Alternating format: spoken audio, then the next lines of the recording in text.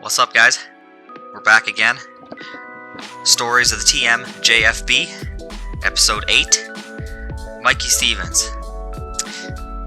You know, there's a lot of stories I have about Mikey, and actually coming up with these for Mikey was actually difficult because I have just so many. We've been friends for so long, so I tried to make these all about baseball and some of the stories that maybe you guys have heard, but you don't really know the story.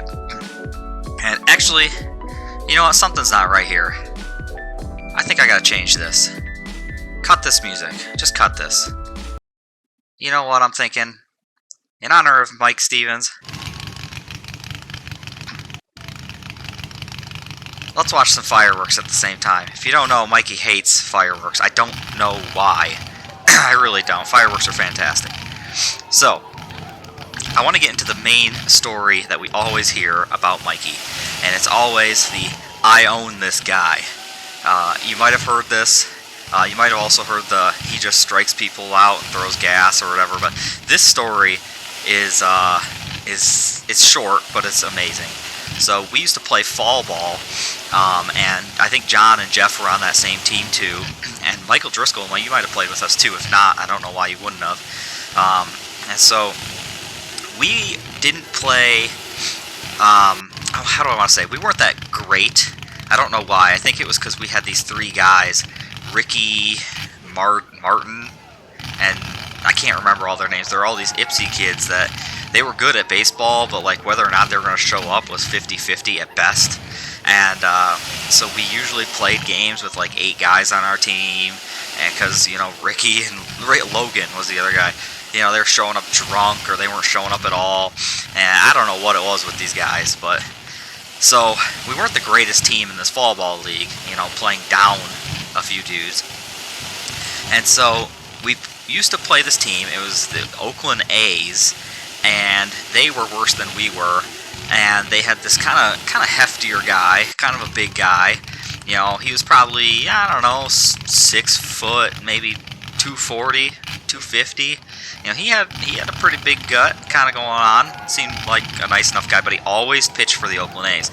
And I remember walking up to the game, and I'm sure Jeff was standing right next to me, and John was there too. We were walking up, and Stevens sees we're playing Oakland A's, and he sees this particular pitcher warming up, and Stevens goes with a classic, "Oh yeah, I own this guy," talking about the pitcher. And so we were kind of like, okay, that was, you know, kind of a interesting thing to say. But what happened next was, I believe the legend continues to grow. I think what actually happened was Mikey went 0 for 4 with 3 strikeouts. But I think the legend has grown now to him going 0 for 5 with 5 strikeouts. Somebody who else was there, you know, if you want to chime in on what you remember on that story, please feel free. It's a great story, and it's stuck with Stevens every draft since. I'm sure you'll hear it at this draft, and if you weren't going to, you will now. The other story, baseball related, was actually when we were doing driver's ed. I knew that Mikey had a game before our first driver's ed, where we were actually on the road. First or second time we were on the road. And I don't know why I wasn't playing. I don't know if there was like a basketball camp, because me and Stevens played like every game together. So for some reason, I wasn't at this game, and Mikey was. And so we get to the car to go drive, and I see Mikey come out, and his mom drove him, or dad, one of the two. And he gets out, and he's got his face swollen, you know, out to like here. I don't know how well you could see, but it was massive. Like, there was a big baseball-sized welt, and his face was just huge. And both me and the instructor were like, "What? Are you okay right this second? Like, what's going on?" So it turns out the game that he was playing in, he got hit in the face by a pitch, which I have never experienced. And Mikey, I probably should have asked, but I'm very curious of what that felt like. I'm sure you broke, you know, whatever this orbital bone is or whatever, because that swelling was so huge. And I remember I was obviously concerned for Mikey as my friend, but I was also very concerned for myself and the instructor as we kind of looked at each other and were like, we're gonna let him drive like that? Like, I don't even think he can see out of his right eye. Like, are we letting him drive? And the answer was yes. So I, definitely buckled up the seatbelt on that drive. He did fine, but I definitely buckled it up for that one. Third quick story. I remember a game. It was still, I think it was the same fall ball league, just a later date with the I own this guy story. Mikey got hit by a pitch again. It hit him in the arm. Didn't seem like a big deal, but he, it hurt him, and you could tell that it hurt him. And I remember him coming off and just, being like, I think his dad was coaching us at the time. He's like, Dad, this hurts. Like, bad. Like, this actually hurts me. And Mr. Stevens, if you know him, was, get out there. Come on, this is ridiculous. Get out there. So the game goes on. Mikey comes up to bat again, and he's essentially swinging with one arm, and he gets a base hit.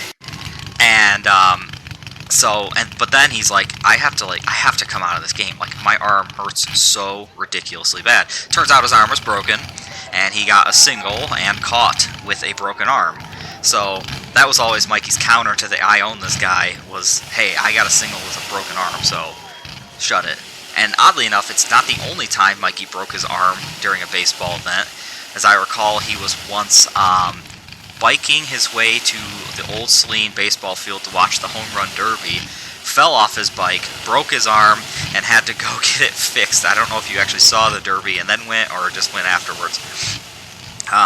But the last really quick story, there's not much to it. I am not somebody who gets into fights. I'm not usually somebody who likes confrontation. So like Jeff, I know I can recall at least 3 sports-related fights that happened, where he was part of them. But that just wasn't me. And Mikey was actually part of a collision at home plate where I was ready to just absolutely kill this dude.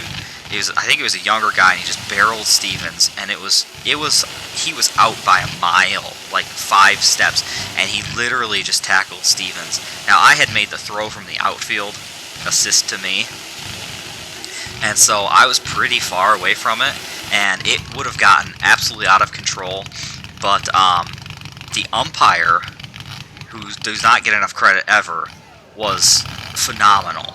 He pulled this kid off of Stevens, just like picked him up, pulled him off of Stevens, held Stevens back, and tossed this kid all like at the same time. It's like he had 4 arms. So this kid gets tossed. He basically has got Stevens off to the side. I'm running in like a banshee, and then I look up, and notice that, wait a minute, this ump's got it under control. So that was something crazy. So the one time I've almost gotten in a fight was for you, Mikey. So I think you know that, and if it ever came down to it, I would fight for you. So yeah, enjoy the fireworks. I hope you can hear this over the top of the fireworks. It was a good display. This was at a Loons game, I believe, and it actually came out pretty clear when I recorded it, apparently. So hey, go phone. All right, guys. Until the next one. We'll see you later.